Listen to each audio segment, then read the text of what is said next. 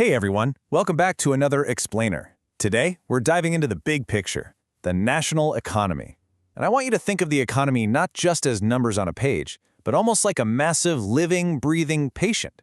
To keep this patient healthy, it takes constant monitoring, pinpoint diagnoses when things go wrong, and very specific medical-like treatments to get things back in balance. Because when the economy gets sick, we all feel the symptoms, from the prices we pay at the grocery store to our chances of landing a good job. Okay, let's dive into this. Here's our roadmap for today. We're going to hit 5 key areas: mapping the business cycle, unpacking the unemployment problem, the impacts of inflation, budget and trade deficits, and finally, the tools to fix the economy. All right, Section 1, mapping the business cycle.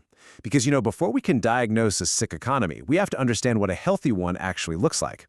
And the reality is, they naturally experience continuous ups and downs.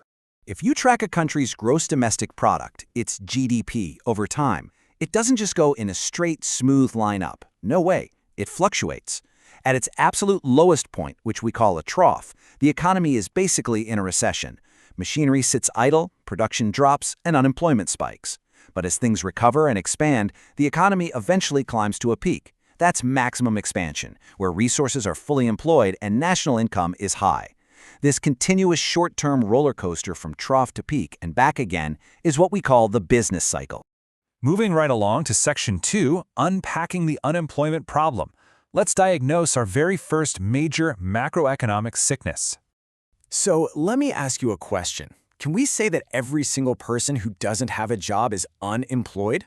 Your gut instinct is probably screaming yes, but at macroeconomics, it's a hard no. It's actually a massive misconception we've got to clear up right away. To really get unemployment, you first have to understand the labor force. Take the Ethiopian context, for example, from our source material. The productive labor force is strictly locked into the 14 to 60 age bracket, so no kids under 14 and no retirees over 60. But here's the kicker. To be officially counted as unemployed, you have to be jobless and actively searching for work. If you're a full-time student, someone in a correctional facility, or maybe you just gave up searching entirely, you are not unemployed. You're just completely outside the labor force. And this brilliantly illustrates how economists actually measure the health of the job market. First, the total labor force is simply the employed plus the unemployed. But to find the natural level of unemployment, we take that total and explicitly back out cyclical unemployment. Cyclical unemployment is the really bad kind. It's the job losses caused by a recession or a drop in demand. By stripping that out, we are left with the natural baseline level of unemployment that exists even when the economy is perfectly healthy. So what exactly makes up that natural baseline? Basically 2 things: frictional and structural unemployment. Frictional is brief. It's totally normal. Think of a construction worker waiting out the rainy season, or a fresh grad taking a couple of months to land their first gig. Structural unemployment, though, is a mismatch. The job seekers either don't have the right skills, or they're in the wrong place. Our source uses a great example here: an agriculture grad looking for a farming job right in the concrete center of Piazza.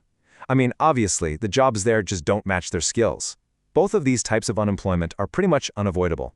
So the absolutely crucial takeaway here is this. When you hear economists say an economy has hit full employment, they absolutely do not mean zero unemployment. Scratch that idea completely. Full employment just means the only folks without jobs are the ones in those normal frictional or structural transitions. The recession-driven cyclical joblessness is gone. A perfectly healthy economy is still inherently going to have people in between jobs. All right, Section 3, the impacts of inflation.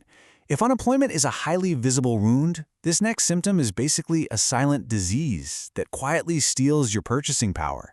Inflation is a sustained increase in the general average price level of commodities. Not just one thing getting pricier, literally everything. And it usually comes from 2 main places. First is demand pull inflation. This is the classic situation where too much money chases too few goods. People want to buy faster than companies can produce. The second is cost push inflation, which happens on the supply side. Say bad weather wipes out crops, or the cost of raw materials suddenly spikes. Overall supply drops, and prices get pushed up across the board.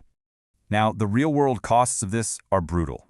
It obviously crushes your purchasing power, and really hurts folks on fixed incomes, like pensioners. But interestingly, it completely redistributes wealth. If you're a debtor, inflation is actually fantastic for you. The debtor wins, because you get to pay back your loan with money that's worth way less than when you borrowed it. The creditor, on the other hand, totally loses out. Economists use some pretty fun metaphors here too, like shoe leather costs. meaning your money loses value so fast, you're constantly running to the bank to withdraw cash, figuratively wearing out the leather on your shoes. Or menu costs, where prices are fluctuating so wildly, businesses literally have to spend time and money just constantly printing new menus and price lists. Now, what's really interesting about this is seeing the concrete math. Just compare these prices from 2005 to 2010. Yeah, an automobile went from $5,000 to $6,000, but look at the loaf of bread. It literally doubled from $10 to $20. When economists calculate inflation, they aren't just looking at the cars. They're looking at a massive general price index of thousands of goods to see exactly how these price surges eat away at our money over time. It's the whole shebang costing more. Moving on to Section 4, Budget and Trade Deficits. Let's see what happens when a nation's ledger starts bleeding red. A budget deficit is honestly pretty straightforward. It happens when a government just spends more money on its purchases than it brings in through tax revenue. To cover that gap, it has to borrow. Our source material notes that in places like Ethiopia, the government often leans on external loans with really friendly concessional terms to bridge this gap. The much more expensive non-concessional loans, those are heavily restricted, saved only for highly profitable projects run by state-owned enterprises. And as you might guess, stacking up all this borrowing is what creates the national debt. Then we've got the trade deficit. The math here is actually super elegant. Saving minus investment equals net exports. So if a country saves more than it invests, that balance is positive. They have a trade surplus, meaning they're exporting more than they import, effectively making them net lenders to the rest of the world. But if saving minus investment is negative, boom, you have a trade deficit. The country is importing more goods than it exports, which means they have to become net borrowers in the global financial markets. Let's move to Section 5 and see how this all builds up. Tools to fix the economy. We've got our diagnoses: unemployment, inflation, deficits. So what exactly is the macroeconomic medicine? The treatment usually comes in two distinct flavors: monetary policy and fiscal policy. And it is absolutely crucial to keep these two separate in your head. Monetary policy is the central bank's territory. It's a super flexible tool focused entirely on controlling the money supply and interest rates. Economy sluggish, the central bank lowers rates so firms borrow and build. Inflation running way too hot, they jack up the rates. Fiscal policy, on the other hand, is run by the government. It's a much broader, heavier structural intervention that uses taxation, government spending, and borrowing to shift the economy. When a government builds a fiscal strategy, they're essentially stacking four major pillars piece by piece. First up is allocation, figuring out the balance between daily running costs and big long-term capital investments. Next is distribution, where they use taxes and subsidies to protect vulnerable folks and ensure things like food security. Then comes stabilization, which means keeping a tight leash on spending so the economy grows steadily without overheating into inflation. And finally, development. This is where the government steps in to finance massive projects, correct market distortions, and provide public goods that the private sector just isn't equipped to build on its own.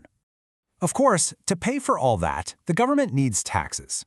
But tax policy isn't just about scooping up cash. It's practically a steering wheel for the economy.